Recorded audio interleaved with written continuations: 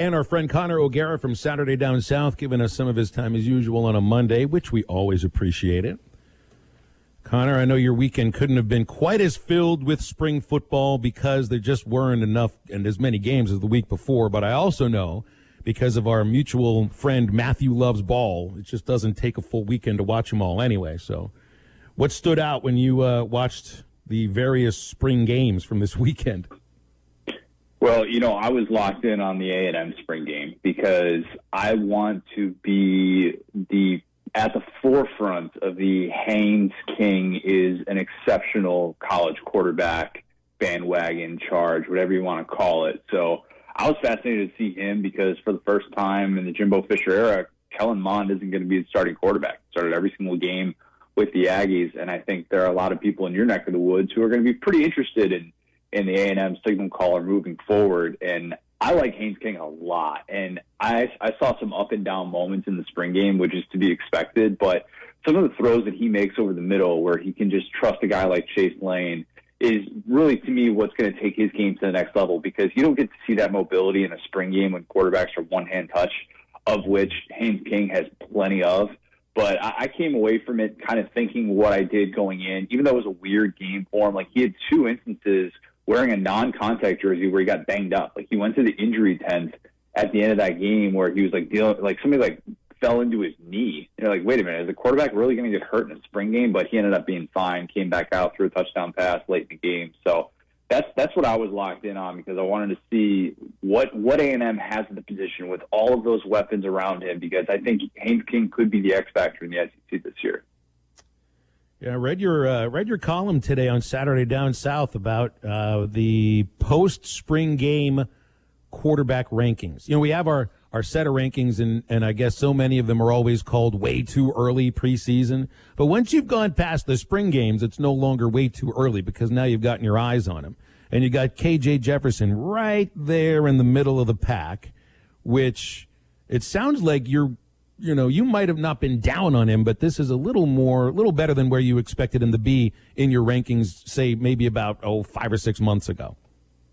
Probably. And I think he still has a lot of area for improvement. I think we need to see the accuracy in the intermediate passing game improved. I think there are some things like when the play breaks down that he needs to be able to show he can throw and target guys. And that's a question mark that I have moving forward. But yeah, I mean, if you could give me a quarterback tomorrow, I'd rather have KJ Jefferson than Bo Nix. And I think the skill set to be able to stretch the field is still going to allow this Arkansas offense to do a lot of things, even without Mike Woods now at Oklahoma.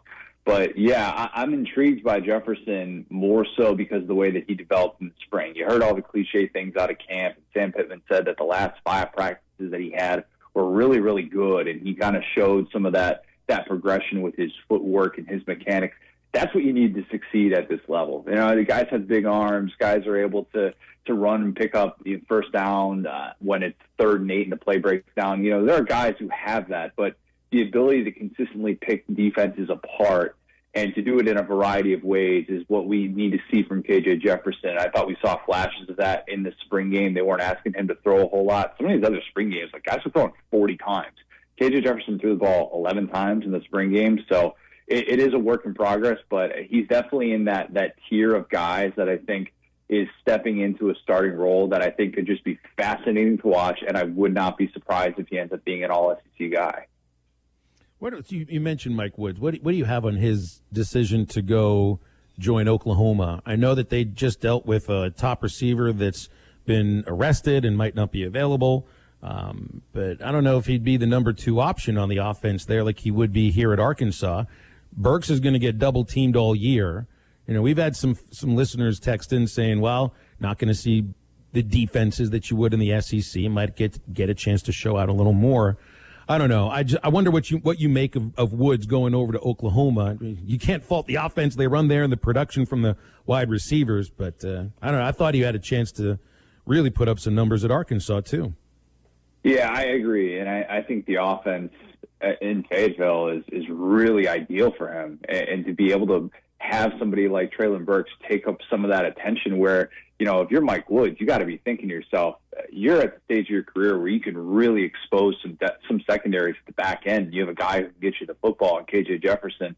I thought it was baffling at the time. I've since heard some things, and I don't necessarily want to get too into the weeds, but that there could be some potential off-field issues that come up as a result of this transfer. And I've heard that there have been some talks about that and some stuff that's not necessarily out there. And there could be more there than simply looking at the Oklahoma offense and saying, yeah, I want to be a part of that, because this is a baffling move in a variety of ways, not just from a schematic standpoint, but the guy seemed to love Arkansas, and he's tweeting out, Hog for life and all those different things. And he was set to, be a really fun 1-2 punch with Treylon Burks, and then all of a sudden it just changes. So I would tend to think that there could be something else there going on from what I've heard. But, again, we'll find that stuff out if and when it sees the light of day. But it's still, at the end of the day, it's a brutal blow for Arkansas, a program that was just loaded with all sorts of offseason momentum.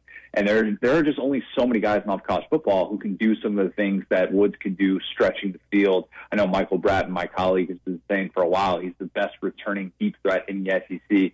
No longer in the SEC, of course, but a big loss nonetheless. Connor O'Gara from Saturday Down South joining us here on Halftime. Connor, we were throwing around the idea just a moment ago with several players and different people like go over there, go get your money when you get to the NFL. And I'm just curious from your standpoint and kind of your point of view, from a draft prospect stock point of view, do you think he has a better shot to a better impact doing this at Oklahoma, where you're already probably going to be like on the 4th or 5th option on this team? Or if he had stayed at Arkansas being the number 2 guy, like Phil's saying, he could have had an astounding year. Do you think one move or the other would have been better for his draft prospect? Well, I can guarantee you this. Mike Woods isn't going to Oklahoma thinking he's number 4 or number 5 on that receiver depth chart. There's no way. And, I don't necessarily blame him for that. And if he's going there thinking that he can be the number 2 guy there as opposed to at Arkansas, there's something to be said for that. And if you are expecting to be able to get that opportunity to potentially play in a college football playoff, which everybody's going to be talking about Oklahoma versus Iowa State, the battle in the Big 12 this year, then, yeah, that could theoretically help you down the road. But at the same time, I would want to play in a place where I would have an intriguing option to take some of those double teams away. And if I can consistently see number 2 corners instead of, whatever he's going to be facing in Oklahoma, maybe he won't be facing number 1, probably won't be facing number 1 corners at Oklahoma either, but I would still think that would be attractive. Now, I don't know what exactly, the motivation behind going to a contender like Oklahoma is, other than the obvious of you want to play in Lincoln Riley's offense. You think Spencer Rattler has a great chance to be able to stretch the field, but yeah, it does. I wouldn't say that that's like an end-all be-all. I think he would have had plenty of eyes on him this year at Arkansas. There's going to be plenty of eyes on Treylon Burks at the next level. And there are going to be more than enough people who are aware of what he's able to do and how that could translate to the NFL. So as we stand now with Mike Woods gone, now you kind of turn to Trey Knox, De'Vion Warren, some of these younger receivers. Who do you have more faith in right now to be that number 2 guy that could take some of that pressure off Treylon Burks? Trey Knox, I know we talked about the confidence last year and how it just wasn't there, and he lost it. And that's a weird thing for a player at this level to come out and admit, but I credit him for being that transparent. He says he has it back. If he has it back, he can be that guy. There's a reason why Arkansas fans at this time last year were so excited about him. And Treylon Burks went one way and Trey Knox went the other. Now, besides that, I want to say that De'Vion Warren can be that guy, but at this stage of his career, I think he kind of is what he is. And when he's making an impact in the special teams game, and I get it. When Burks went down last year against Mississippi State, he came in and was fantastic. But then you kind of look at some of his career production, and it's like, all right, well, that game and the Auburn game, that's like more than half of his career production at receiver. You would tend to think that playing in that offense, he would have been able to have more opportunities. But who knows? Maybe he can develop into that guy. It's just a little bit tougher. I kind of tend to think that Arkansas could end up looking a little bit like what Ole Miss did last year, where Treylon Burks, ends up getting an Elijah Moore type of share in terms of targets there. And that offense was perfectly fine functioning in that facet. Granted, they had other weapons like a Kenny Yeboah and a Braylon Sanders to take away some of that pressure. But, I think we're looking at a situation in which Treylon Burks is just going to get a ton of targets this year. And it might just be kind of a work in progress to establish that second guy. Want to transition out of the SEC for a second. Just want to get your thoughts on something because I follow your tweets and get a bunch of your notifications, and it popped up this weekend, and I found this rather funny that Kansas still doesn't have a football coach, and they're going a little over 2 months or close to 2 months of not having a football coach. What are the Jayhawks doing not getting a football coach right now? You know what that's called? That's called an improvement. That could be that. I think they have to get an athletic director before they make that happen, which people said that. I get that. I think there have been past jobs. Auburn comes to mind in terms of like the athletic director in transition on the way out, and they're able to find ways to even Arkansas actually is a great example of that with, Hunter Yurachek didn't necessarily make the Chad Morris hire, but he was a part of it. And I know, Phil, we had talked about some of that stuff as well and how some of the behind-the-scenes stuff and the way that dynamic kind of worked. But, I would tend to think that if you're a Power 5 program, you probably shouldn't be going 2 months without a head football coach. Just a thought. I think it'd be really telling if Mike Elko went there. I don't think that's going to happen. The Texas A&M defensive coordinator, who, in my opinion, is one of the best in the business, Greg McElroy, this past weekend said he's probably the number 2 defensive coordinator in all of college football behind Brent Venables.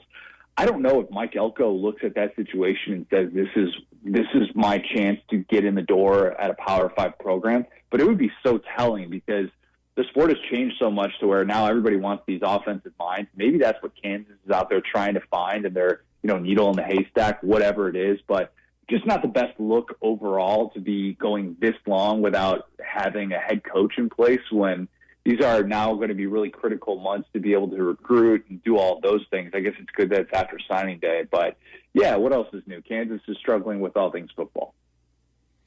All right, Connor, we'll leave it there, man. Appreciate you. I guess next week we'll be talking about former SEC players and where they're headed to the professionals, and that should be fun with the NFL draft coming up on Thursday.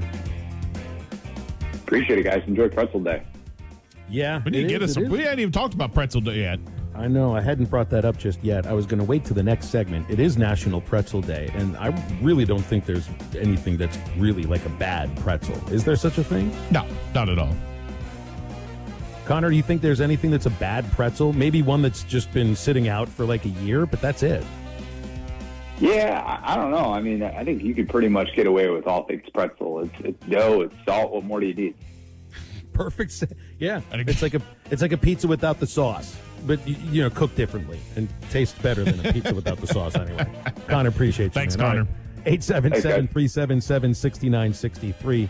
Well, the first hour of halftime wrapped up just next.